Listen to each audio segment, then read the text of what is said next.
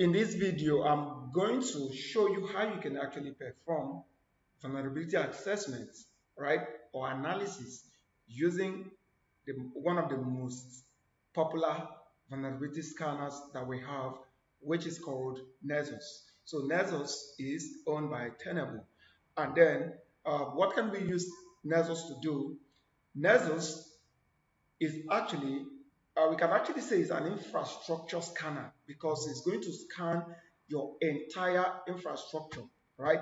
What I mean by infrastructure includes your network, your systems, your web applications, right, and beyond, that it can actually scan and discover the weaknesses before an attack can actually occur, right? Some of the things that it will be scanning for you on your systems: system misconfigurations, insecure password, or maybe weak password or something of that nature.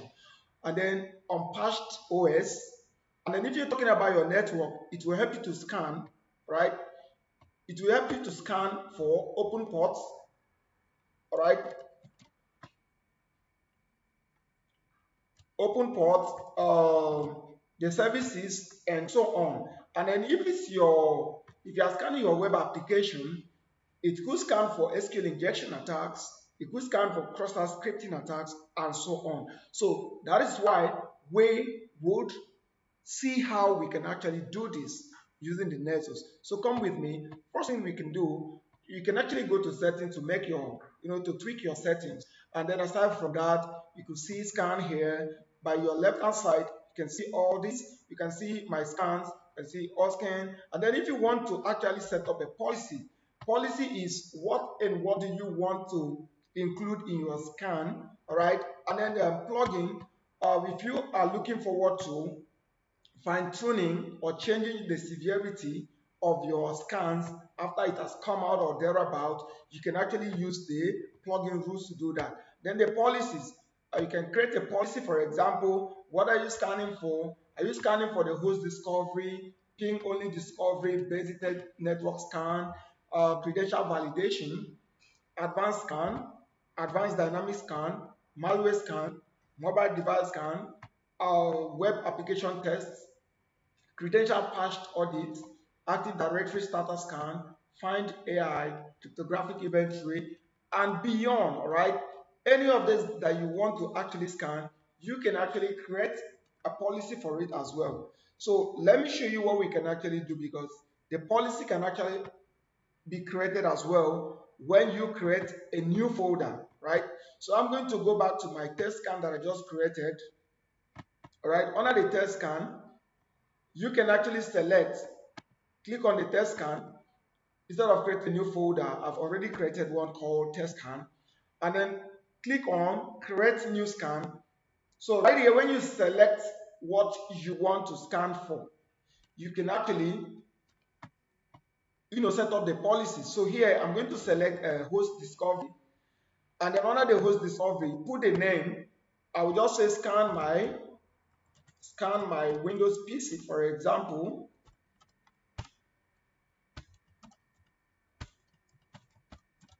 All right, and then the description, discover my PC weakness.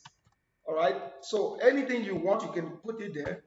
And then now look at the folder here. Now the target here means you can actually put the IP address of your system or the IP range if you are scanning more than one system, or the network, the subnet mask, or the network prefix, I mean to say, which is the entire network that you are trying to scan, or you simply put the URL of your web application that you want to scan. Example, let's say setlab.com, for example. If that's your website URL, you can put it there.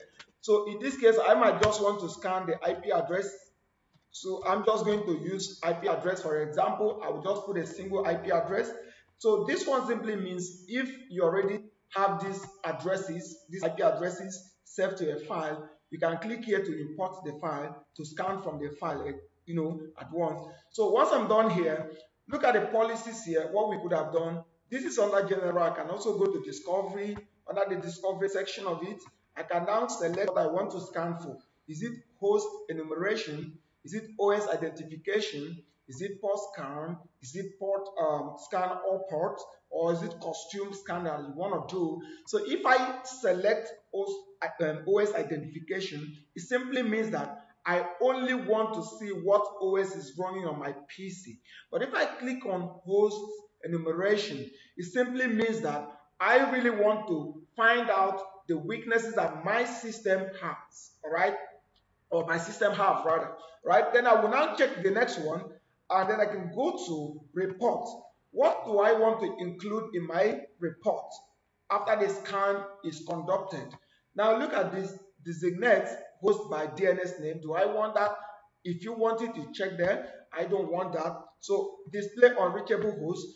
You wouldn't want to display the other hosts that are not reachable. So uncheck that. And then here, display Unicode characters. Do you want these too? You can actually do that if you want to.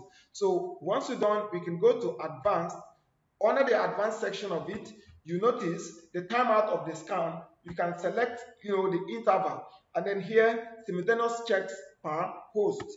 You can see this specifies the maximum number of checks a Nessus scanner will perform in a single host, one at a time, right? So this is 5 times selected. Then the maximum simultaneous host per scan, 256. You can adjust this actually so that it doesn't choke, the system up.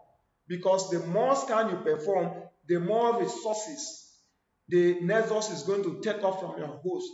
So if you minimize it, it means that it will run with minimal resources on your host system. So in that case, I am done making changes to whatever I want to. The next thing I will do is to click on save. Once I click on save, it will appear right here. So you can see, let me look for the name. So it's gonna come up here. I could just come here to check. So if I come back here, look at it, scan my PC. So click on it, and then the next thing, it will begin the scan, right? If you click on it, the next thing to do is to wait for the scan. So this video is going to be too long. So in that case, I might just pause it, right? But for now, the scan should begin in a few minutes, right? That is it. So wait for it. The number of hosts is going to show here. Number of vulnerabilities, which is the same thing as weaknesses that your system has, will reflect here after the scan is conducted. And then the history will also be here. So wait while the scan continues, right? So whatever that is wrong, you will see the details right here.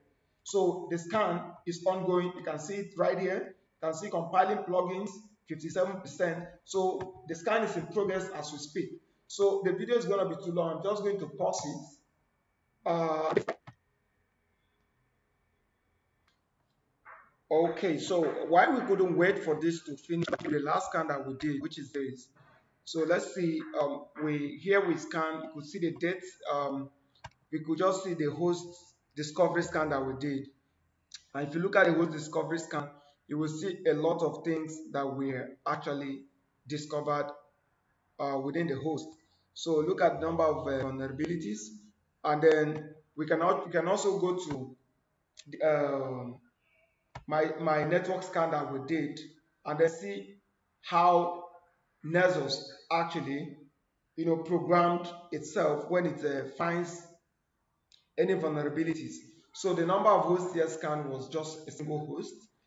Vulnerabilities discovered were 19 in numbers, and then you could just see the severity on your left hand side right here. So the CVSS, the common vulnerability scoring system, you can see.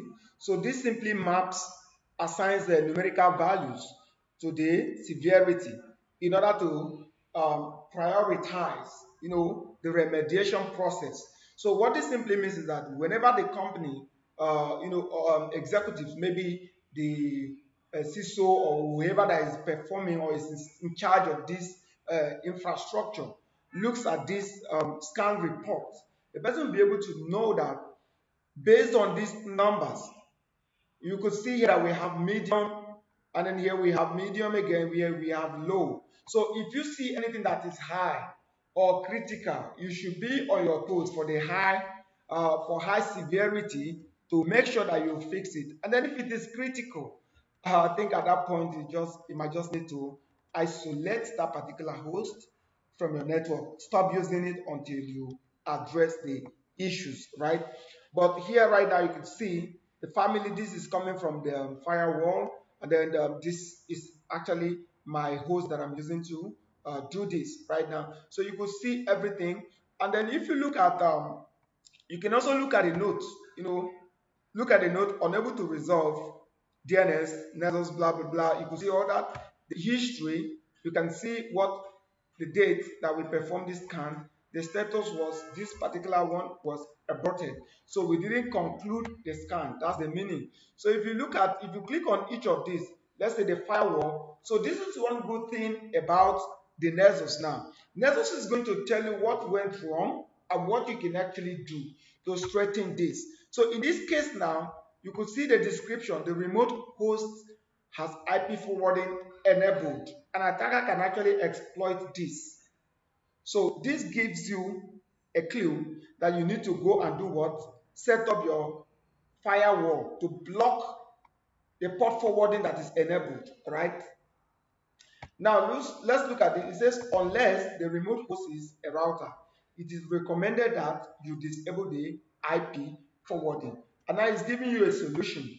On Linux, you can disable IP forwarding by doing echo.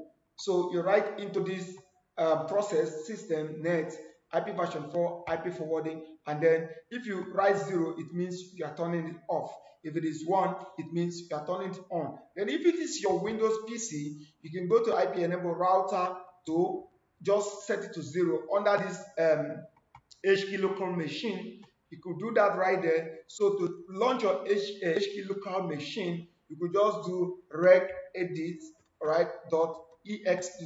So if you hit enter, it should take you to where you could do this. Then you select the HK local machine, system, current control set, services, TCP, IP, and then parameters. That's where you can now write 0 under the parameter. Then if you are doing this on Mac OS, simply locate this particular path to do that.